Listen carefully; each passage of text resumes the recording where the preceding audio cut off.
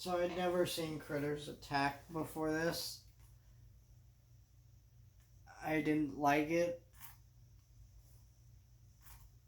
Yeah, I think this is the worst Critters movie besides 3. And the reason why is because this is a very, very cheap movie. It's not part of the original series. Okay, so it has nothing to do with 4, 3, 2, and of course the original. Besides the fact that it features the Krites, which are the name of the alien race in the original film series.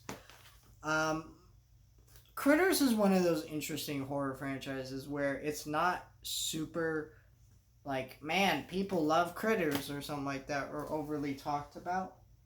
But it is one of those series of movies that if they wanted to do a reboot and make it good, you could.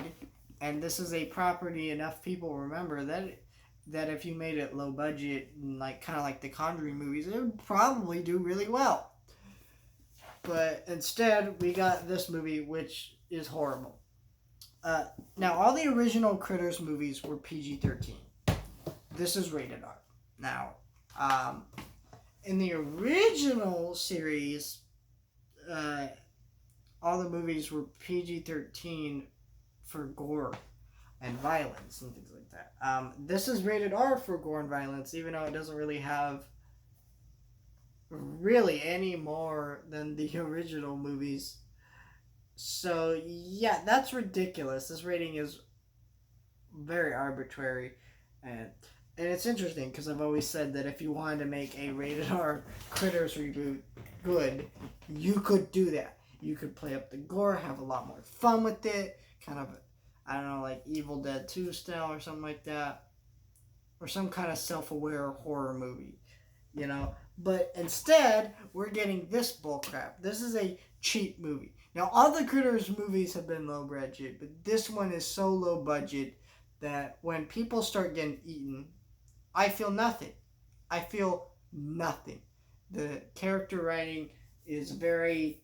I mean, I do appreciate that there is attempts to create characters within these movies because in some ways it's better than Critters 3 and 4, but it's still not good. You have the normal kind of just like, it's just basic blah boring characters. They're not interesting, they're not fun to watch, and you kind of just, yeah, I was like, really?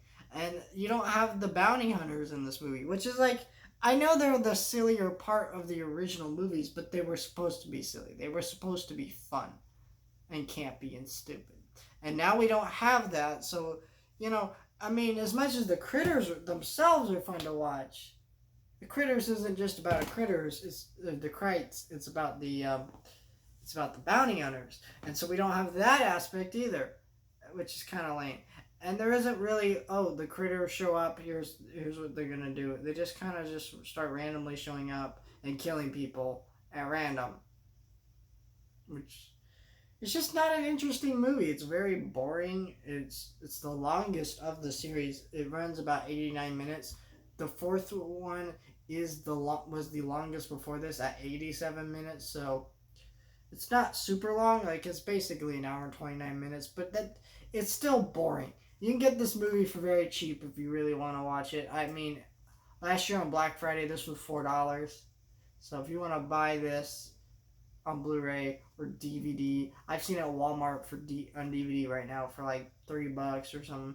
Or if you want to rent it, it's not that expensive. It's a decent watch, but really, just watch the first two. They're the best of the series. They're a lot of fun to watch, and the rest of them, forget them. They don't matter. This, yeah, but yeah, this has been my thoughts on the Critter series. Stay tuned for a video coming tomorrow or on Halloween. Woo! On a certain little killer that you might know.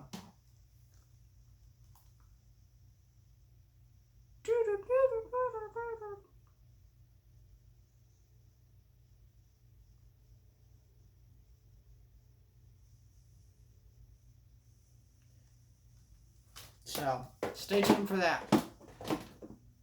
But, there you go. There's the Critters movies. Great movies. I recommend them. It's just the first two, though. I can't emphasize how much just the first two. I felt nothing while watching Critters attack, so. Alright, thank you guys for watching all these videos and enjoying my content.